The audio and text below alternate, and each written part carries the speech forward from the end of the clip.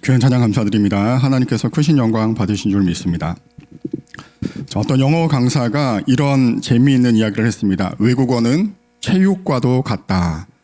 그 이유는 영어 단어 하나를 발음하기 위하여서 우리 몸에 한 400개 정도의 근육이 사용되기 때문이라고 설명을 했습니다.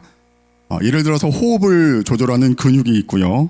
또 성대를 조절하는 근육이 있고 또 발음을 내뱉는 근육까지 이러한 근육의 미세한 움직임 하나하나를 우리 뇌가 기억을 하고 또 그것을 정확하게 지원하는 것이 바로 이 말하기, 특별히 영어에 있어서 이 말하기라는 것이죠.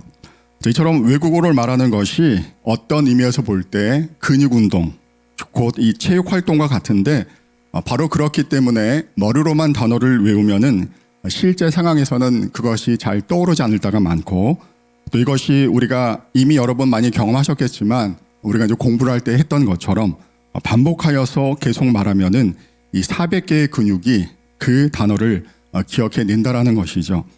그런 의미에서 어떤 목사님이 말씀 묵상과 관련해서 이런 말을 했습니다. 중단 없는 진득한 말씀 묵상을 하는데 가장 필요한 것은 묵상을 향한 뜨거운 열정이 아닙니다. 하나님을 향한 간절한 사랑도 또 하나님의 말씀에 대한 사모함도 아닙니다. 묵상의 중요성에 대한 통렬한 각성도 아니고 깨달음의 기쁨이나 신기한 적용의 기쁨도 아닙니다. 물론 이것들이 묵상이란 소중한 여정을 시작하게 하고 또 나아가게 하는데 꼭 필요한 것이지만 중단 없는 묵상의 여정을 가능하게 해주지는 않습니다. 라고 설명하면서 다음을 강조합니다. 가장 필요한 것은 바로 우리의 훈련된 몸입니다. 바로 우리 몸의 기억입니다. 몸으로 하는 묵상입니다. 우리의 마음이 원하든 그렇지 않던 간에 몸은 항상 그 자리에 가 있습니다. 때론 우리의 의지가 신앙을 배반하고 우리의 감정이 나를 속일 때 깊은 아픔과 울과 절망의 골짜기를 지날 때에 나를 다시 일으켜주는 것은 우리의 의지와 감정이 아니라 바로 우리 몸의 기억일 때가 많다라고 설명하고 있다는 것이죠. 우리가 구태의연하게 생각하고 또 형식적이고 또 율법적이라고 수없이 비난했던 바로 그 반복적인 우리 몸의 활동이 우리의 의식을 변화시키고 또 우리의 감정을 회복시키고 또 우리의 의지를 다시 불러일으키는데 우리의 생각보다 더 큰 역할을 하고 있다는 것입니다. 그런 의미에서 오늘 유독 추운 날씨에도 교회에 나온 성도님들 가운데 또 이 시간 온라인으로 함께 예배를 드리고 있는 모든 성도님들에게 지금까지 여러분들이 수없이 반복해온 믿음으로 자리를 지켜온 그 모든 발걸음과 또 반복된 믿음의 모습 위에 하나님께서 더욱더 풍성한 은혜로 지금까지 쌓여왔던 그 은혜 위에 오늘 한층 더 은혜로 쌓아주시고 또 그 모습을 통하여서 우리가 어떠한 상황 가운데서라도 이 믿음의 모습을 잃지 않고 하나님께 나아갈 수 있는 저와 여러분들 되시기를 간절히 소망합니다. 오늘 본문은 우리가 너무나 잘 알고 있고 또 익숙한 본문이죠. 아마 교회를 다니지 않는 분이라 할지라도 오늘 본문에 나온 너희 중에 죄 없는 자가 돌로 치라 라는 이 말씀은 한 번쯤은 들어봤을 것입니다. 오늘 본문은 이렇게 시작하고 있죠. 예수는 감람산으로 가시니라. 아침에 다시 성전으로 들어오시니 백성이 다 나오는지라 앉으사 그들을 가르치시더니 라는 말씀으로 오늘 본문이 시작합니다. 여러분 흥미로운 것은 예수님께서 이 공생의 사역 중에 일정하게 반복하신 이 사역의 패턴이 있습니다. 바로 그 가운데 중에 하나가 오늘 말씀에 나온 것처럼 이 감람산과 성전을 오가며 이루신 그 모습이라는 것이죠. 여러분 누가복음 21장 37절 이하를 보시면은 이렇게 되어 있습니다. 예수께서 낮에는 성전에서 가르치시고 밤에는 나가 감람원이라 하는 산에서 쉬시니 모든 백성이 그 말씀을 들으려고 이른 아침에 성전에 나아가더라. 예수님께서는 낮에 이 성전에서 하나님 나라의 복음을 증거하시고 또 밤에는 이 감람원이라는 산으로 가셔서 쉼을 누리시고 또 우리가 잘 알고 있는 것처럼 하나님께 기도하셨다라는 것이죠. 특별히 감람섬에는 바로 이 겟세마네 동산이 있었는데요. 바로 이 감람산에서 이 정해진 자리, 정해진 시간에 사역으로 지친 이 몸과 마음을 주님께서는 다시금 충전하시고 또 이 기도를 통해 하나님과 깊은 교제를 나누신 것입니다. 바로 이 기도의 시간을 통하여서 하나님께 주신 그 사명을 확인하시고 또 하나님의 뜻을 묻고 구하는 가운데 하나님 주시는 힘과 능력으로 다시금 재무장하셔서 아침이면 성전에 오셔서 백성들을 가르치신 것이죠. 자, 그 과정 가운데 오늘 본문의 사건이 일어난 것이죠. 자, 오늘 먼저 이 배경을 잠깐 살펴보기를 원하는데요. 먼저 오늘 말씀에서는 절망과 수치 가운데선 한 여인이 등장하고 있는데요. 우리 3절 말씀을 우리 함께 읽기를 원합니다. 3절입니다. 서기관들과 바리새인들이 음행 중에 잡힌 여자를 끌고 와서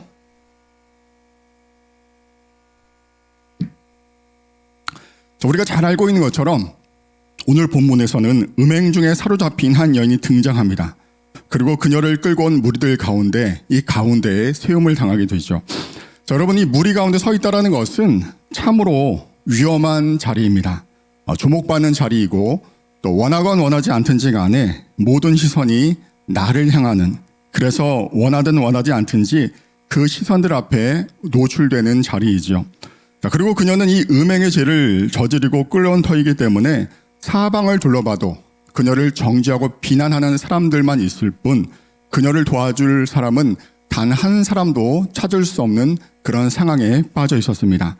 자, 큰 수치와 절망 속에서, 그리고 이제 율법의 그런 처벌대로라면 이제 곧 자신에게 닥칠 수도 있을 그런 죽음의 공포 앞에서 그녀는 무기력하게 서 있는 모습이 오늘 본문에 등장합니다. 자, 그리고 이어지는 본문은 이 모든 상황들이, 지금 우리가 지금까지 읽었던 이 모든 여건들이 바로 성전에서 백성들을 가르치시고 있던 그 하나님 나라의 사역을 성실하게 행하고 계셨던 그 예수님을 시험하기 위함이었음이 등장하고 있는데요. 제가 다시 한번 4절부터 6절까지의 말씀을 읽겠습니다. 예수께 말하되 선생이여, 이 여자가 간음하다가 현장에서 잡혔나이다. 모세는 율법에 이러한 여자를 돌로 치라 명하였거니와 선생은 어떻게 말하겠나이까? 그들이 이렇게 말하면 고발할 조건을 얻고자 하여 예수를 시험함이로라 라고 말씀이 이어지고 있습니다. 여러분, 우리는 이 말씀을 통하여서 이 서기관들과 바리새인들이 여인을 끌고 온 그 이유를 다시 한번 확인하게 됩니다.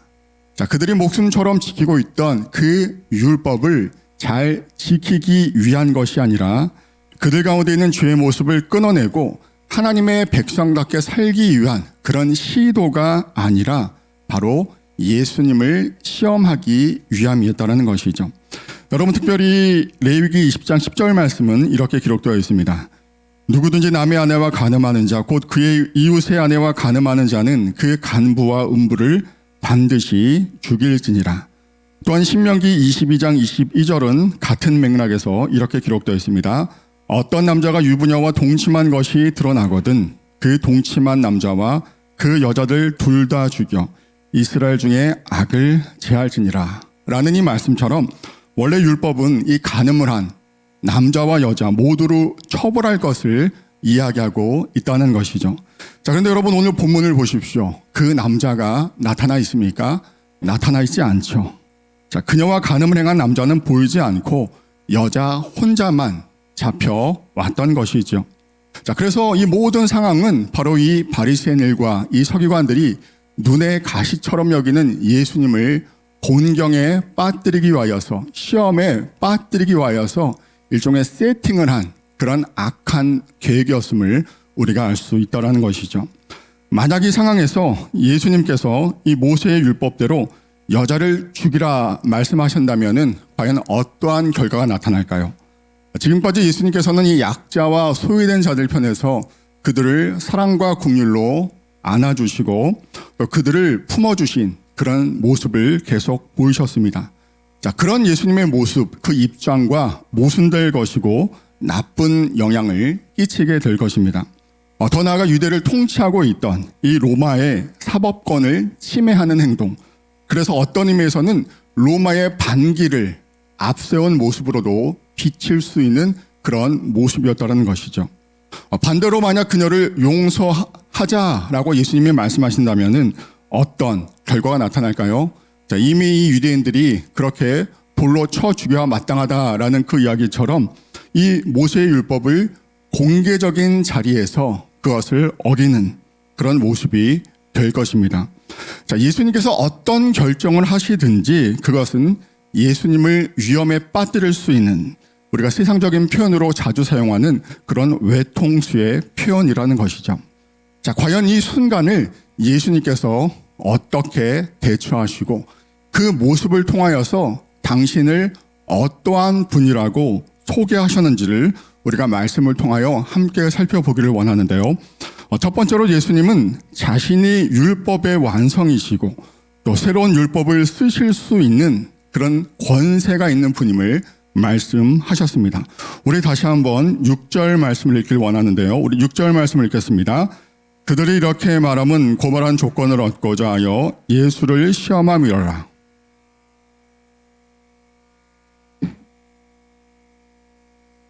자, 그리고 이제 7절에서처럼 그렇게 예수님께서 몸을 굽혀 손가락으로 땅을 쓰시는 그 모습에 이어서 계속 사람들은 예수님에게 질문하기를 멈추지 않는 모습이 등장합니다. 계속 너희 중에 계속 돌을 이제 치라고 어떻게 할까요? 계속 묻는 그런 장면이 나타나지요.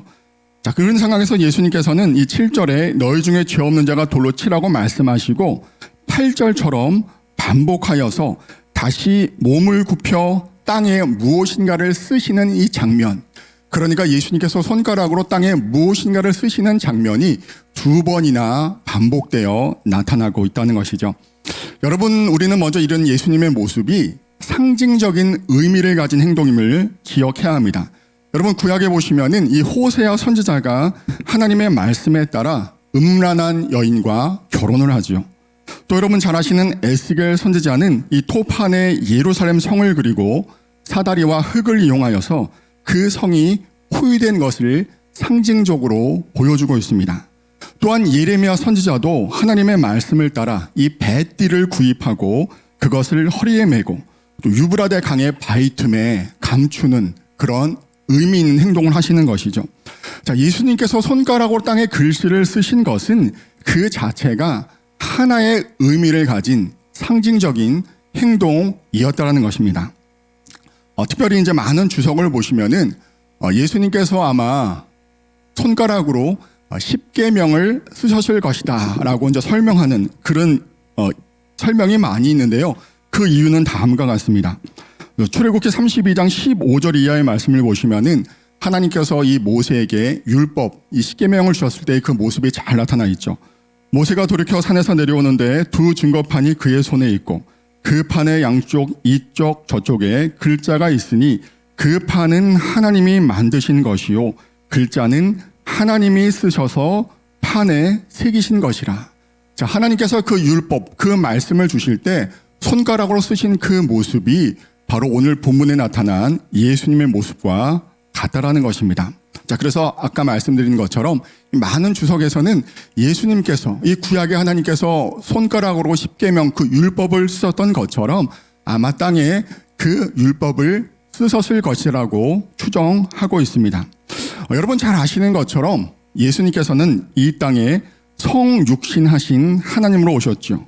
자, 구약에 나타난 하나님께서 나는 스스로 있는 자다라고 모세에게 자신을 소개하시고 그에게 율법과 또 처음 언약을 주신 것을 우리는 잘 알고 있습니다.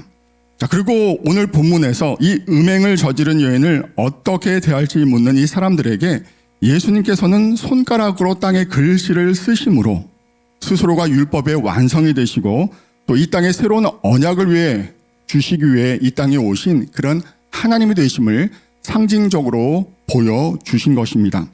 특별히 여러분 요한복음에서 예수님께서는 자신을 생명의 떡, 세상의 빛, 양의 문, 선한 목자, 또 부활, 생명, 또 길이요 진리요 생명 이런 나는 무엇이다 라고 설명하는 여러분 한 번쯤은 들어보셨을 줄 에고 에임이라는 이 표현으로 설명하고 계신 것을 우리는 잘 알고 있습니다.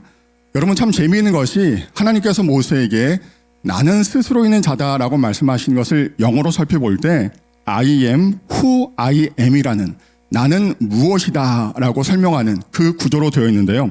여러분이 에고에이미, 이 신약에서 나는 무엇이다 라는 이 영어 표현도 I am이라는 그런 같은 구조로 되어 있다는 것이죠.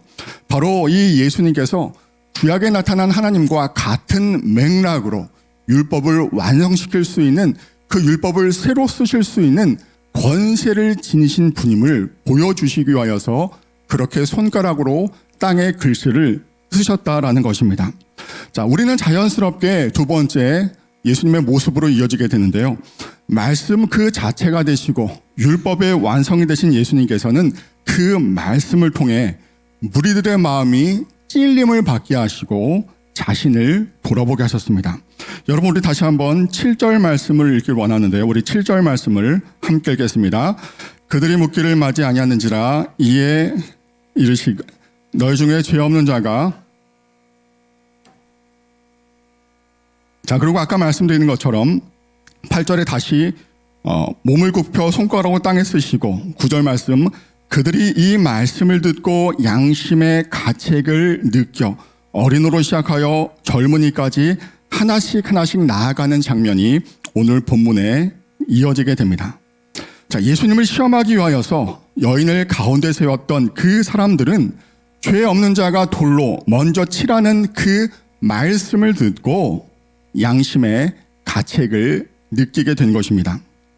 자, 그들은 이 율법, 하나님의 말씀을 이용하여서 자신들의 목적을 이루려고 했습니다. 더 나아가 그 말씀을 가지고 다른 사람들을 정죄하고 비판하기 위하여서 그 말씀을 이용했던 사람들이었습니다. 그래서 지금 예수님을 시험하고 있는 것이죠. 자, 그런데 그 말씀을 주님께서 이야기하시자 율법의 완성이 되시고 율법을 새롭게 주실 수 있는, 새로운 언약을 주실 수 있는 그 능력을 가지신 그 주님의 말씀을 통하여서 자신들을 살피게 되고 자신들을 돌아보게 된 것입니다. 여인과 예수님을 정죄하고 비판했던 그 말씀을 통하여 다른 사람이 아닌 자기 자신을 보기 시작했다는 것이죠. 자, 그래서 어떤 마음이 들었을까요? 간음의 현장에서 아주 득이양양하게 이 여인을 붙잡아서 지금 이 자리까지 데리고 왔지만은 정작 간음의 당사자였던 그 남자는 의도적으로 두고 온 자신들의 모습을 살피기 시작했습니다. 본문의 여인처럼 이 간음의 현장에서 잡히지는 않았지만 밖으로 드러나서 다른 사람들에게 그 죄의 모습이 드러나지는 않았지만 이미 그들의 눈과 그들의 마음으로 다른 여인과 간음하고 있었던 그 저들의 모습을 살필 수 있었다는 것이죠. 이런 추악한 실상을 잘 알고 있음에도 불구하고 단지 예수님을 곤경에 빠뜨리기 위하여서 자신들의 죄악을 가리고 여인에게 돌을 던지려고 했던 이 모순된 자신들의 모습을 발견하기 시작한 것입니다. 더 나아가 이 땅에 메시아로 오신 그 예수님을 메시아로 인정하지 못하고 영접하지 못한 그 모습을, 한 분 하나님 외에 다른 것을 사랑하는 것을 우상 숭배와도 같다고 말씀하신 그 하나님의 말씀처럼 예수님 대신 권력과 재물과 사람들로부터의 그 명예를 얻기 위해 오늘의 이 사건을 만든 저들이 가장 큰 간음을 저질렀다는 그 사실을 말씀에 비추어서 아주 잠깐이나마 살펴볼 수 있게 된 것이죠. 자, 그래서 그들은 어른으로 시작하여 젊은 사람까지 한 사람 한 사람씩 자리를 떼게 됩니다. 여인에게 돌을 던지려고 했던 그 비판과 정죄의 자리에서 내려올 수밖에 없게 된 것이죠. 여러분, 오늘 주신 이 말씀을 통하여서 하나님께서는 저와 여러분들에게 이렇게 말씀하십니다. 우리가 듣고 읽고 묵상하는 그 말씀을 통하여 우리는 누구를 주목하고 있는지 다시 한번 살펴봐야 한다는 것이죠. 혹시 그 말씀이 가리키는 자리에 내가 아닌 다른 사람을 놓고 그 말씀을 빗대어 이용하여서 누군가를 정죄하고 비난하고 있지는 않은지 우리 스스로가 날마다 깨어 분별해야 함을 이 말씀을 통하여 강조하고 계신 것이죠. 하나님 말씀의 권위를 이용하여서 사사로운 내 감정, 내 생각, 내 판단이 정당함을 입증하고자 한 적은 없었는지 한번 살펴보라고 말씀하고 계신 것입니다. 자, 그래서 어떤 목사님은 하나님의 말씀을 대하는 우리의 자세와 태도의 중요성을 이렇게 강조합니다. 성경은 만병통치약이 아닙니다. 성경을 앞에 두고도 얼마든지 우리 마음은 성령의 역사를 가로막을 수 있고 예수님의 엄청난 사랑도 웃음거리로 만들 수 있습니다. 광야에서 예수님을 시험한 사탄의 무기 중 하나 역시 하나님의 말씀이었습니다. 안식일에 38년 된 병자를 고치신 예수님을 죽이려고 한 유대인들의 근거도 안식일에 일하면 죽는다는 하나님의 율법이었습니다.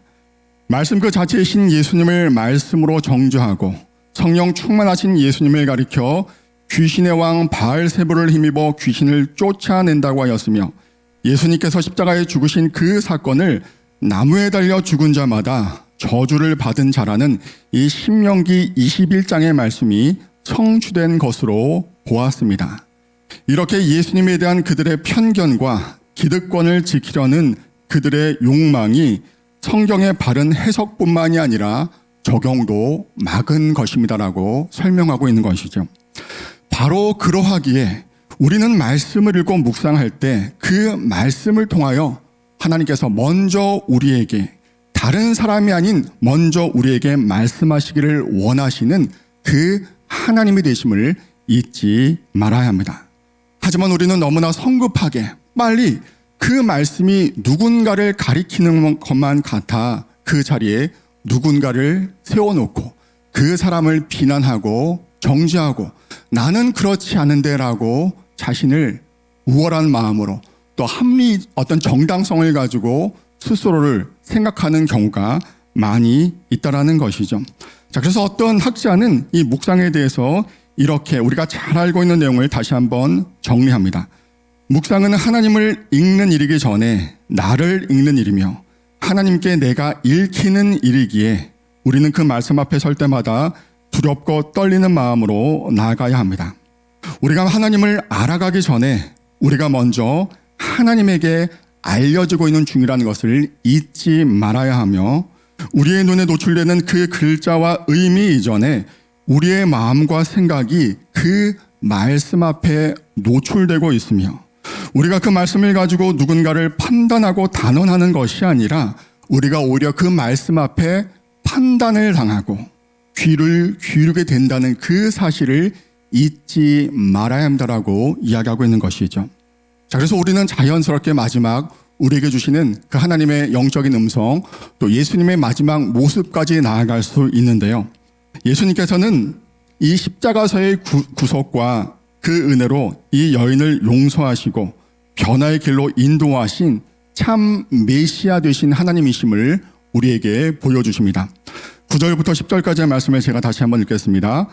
그들이 이 말씀을 듣고 양심의 가책을 느껴 어른으로 시작하여 젊은이까지 하나씩 나가고 오직 예수와 그 가운데 섰는 여자만 남았더라.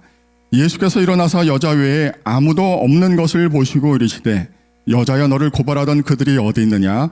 너를 정죄한 자가 없느냐라고 말씀하십니다. 자, 그렇게 사람들이 하나씩 그 마음에 찔림을 당하고 그 말씀에 비추어서 자신을 돌아보기 시작했을 때에 도무지 그 자리에 있을 수 없게 된 사람들이 떠나게 되죠. 그래서 예수님과 그 여인만이 남게 됩니다. 자, 어떤 주석은 이 장면을 이렇게 설명합니다. 그 여인에게 돌을 던질 수 있는 실제적인 권세가 있으신 분은 바로 죄가 없으신 예수님뿐임을 이 장면이 설명하고 있다. 예수님과 무리들 사이의 논쟁을 통해 언제 돌이 날아올지 몰라 떨고 있던 그녀에게 예수님께서는 10절 말씀처럼 이렇게 질문하시죠. 여자여 너를 고발하던 그들이 어디 있느냐? 너를 정죄한 자가 없느냐? 자, 그럴 때 그녀는 11절처럼 이렇게 대답하는데요. 우리 11절 말씀을 우리 마지막으로 함께 읽기를 원합니다. 11절 말씀입니다.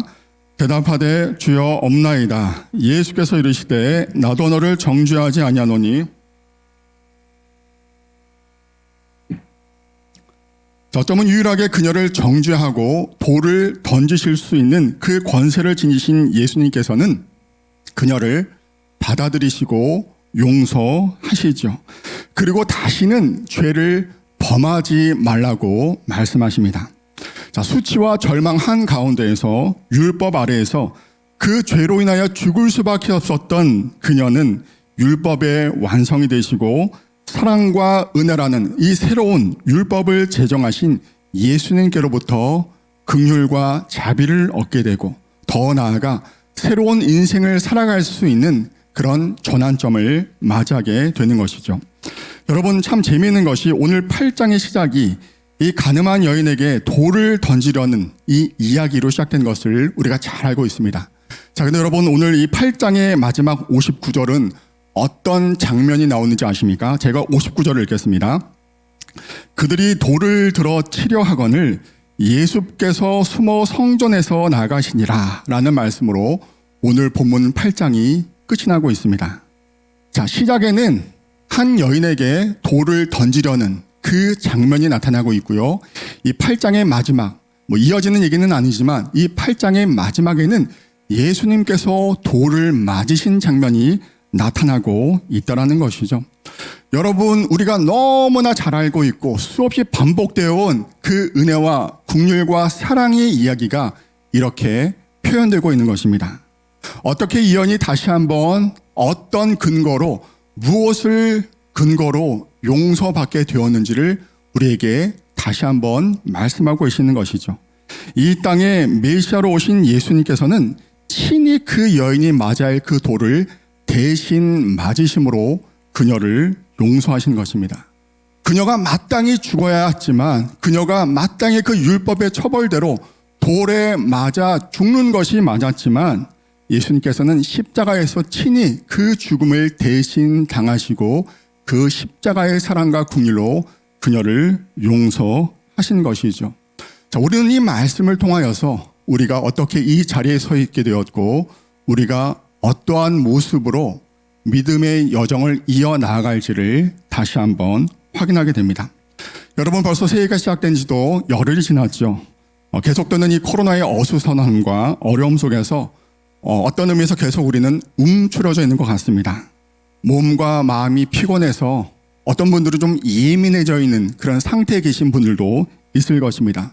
자, 그렇기 때문에 의도하지 않게 우리의 몸과 마음이 피곤하고 또 예민해서 원하지 않지만 그러고 싶지는 않지만은 오늘 본문에 나왔던 이 바리새인과 서기관들처럼 누군가의 잘못을 용납하지 못하고 내가 알고 있는 그 성경 지식과 내가 갖고 있는 그 성경 그 체험을 통하여서 누군가를 비난하고 또 정죄하는 자리에 이전보다 더 쉽게 나아가는 그런 분들이 계실지 모르겠습니다. 또한 우리 스스로 어찌할 수 없는 그런 경제적인 문제, 질병의 문제, 관계의 어려움, 또 우리가 살면서 겪게 되는 그런 많은 실수와 우리를 작아지게 하는 그런 연약함 속에서 오늘 본문의 여인처럼 수치와 절망 가운데 계신 분들도 혹시 계실지 모르겠습니다.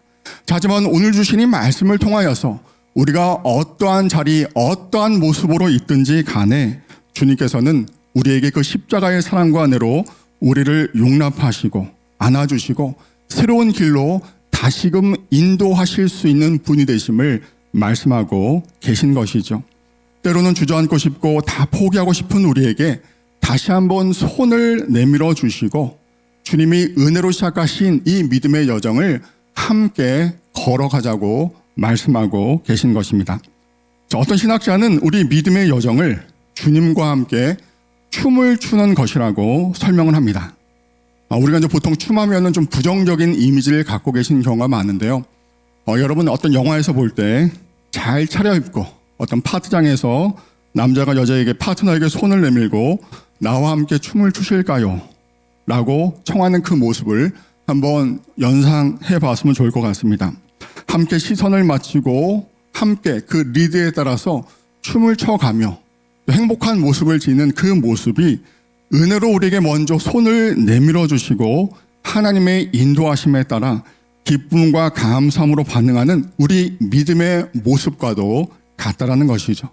그리고 궁극적으로 저 천국에서 우리가 하나님께 예배드리고 춤을 추는 그 궁극적인 기쁨의 모습을 바로 춤을 추는 것과도 같다라고 설명을 합니다.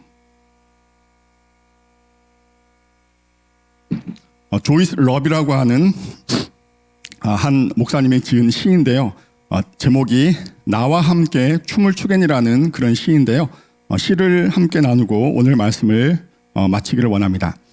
잃어버린 꿈들, 잊혀진 즐거움들, 내 불안한 활동들과 광포를 먹고 사는 이 탐욕스러운 세상에 팔려버린 영혼처럼 바로 그때 오래된 뼈더미가 가장 메마르고 버려진 듯 싶은 그때에 강한 생명의 호흡 하나 내 죽음을 깨우네. 하나님이라 하시는 분 내 파편 조각에 다가와 서늘한 눈빛으로 청하시네. 나와 함께 춤을 추겠니? 내 안에 파고드는 음성 내 심장 속에서 뛰고 죽음의 뼈를 일으키네. 한결같이 믿어주신 분께 내 기다리던 자 네 하고 내어드리고 그렇게 춤은 시작되네라는 그런 시가 있습니다. 아무쪼록 힘들고 어려운 마치 죽은 뼈도 같은 우리에게 다시 한번 손 내밀어 주시고 천국 잔치에 춤을 청하시는 그 하나님의 모습이 오늘 우리가 살아가는 일상에서도 이어진다는 것들을 다시 한번 기억하시고 그 기쁨과 감사함으로 오늘 하루를 살아갈 수 있는 저와 여러분들 되시기를 간절히 소망합니다. 자, 이 시간 함께 기도하기를 원하는데요.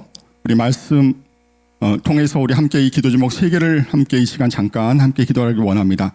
말씀 앞에 두렵고 떨리는 마음으로 우리가 날마다 서게 하시고 그 말씀으로 먼저 나를 돌아보고 살피게 하소서라는 기도로 함께 나아가기를 원합니다. 또한 십자가의 사랑으로 우리를 품으신 그 주님의 마음을 깨닫게 하시고 날마다 그 은혜와 사랑으로 감격하며 살게 하소서라는 제목으로 함께 나아가겠습니다. 또 연인 코로나의 어려운 상황 속에서도 더욱 믿음으로 서게 하시고 이 어려운 위기의 순간을 함께 기도하며 격려하게 하소서라는 이 3가지 기도 제목으로 우리 잠깐 합심하여 함께 기도합니다. 기도하겠습니다. 하나님 참으로 감사를 드립니다. 오늘도 주님의 은혜 가운데 우리 한 사람 한 사람을 하나님의 백성으로 불러주시고 또 하나님의 귀한 사랑받는 존재로서 이 예배의 자리에 서게 하시니 참으로 감사를 드립니다. 우리 힘으로 어찌할 수 없는 이 상황 가운데 날마다 먼저 손 내밀어 주시고 우리에게 갈 길을 인도하시는 그 하나님의 은혜와 사랑을 깨닫게 하시고 하나님 그 믿음으로 반응하게 하시며 그 자리에서 일어나 담대하게 나아갈 수 있는 우리 모두가 될 수 있도록 인도하여 주시옵소서. 날마다 성령으로 충만하게 하시고 기쁨과 감사함으로 주님께서 시작하신 이 믿음의 여정을 함께 동행하며 또 저 천국까지 나아갈 수 있도록 은혜를 베풀어 주시옵소서. 인도하여 주시옵소서. 역사하여 주시옵소서. 함께하여 주시옵소서.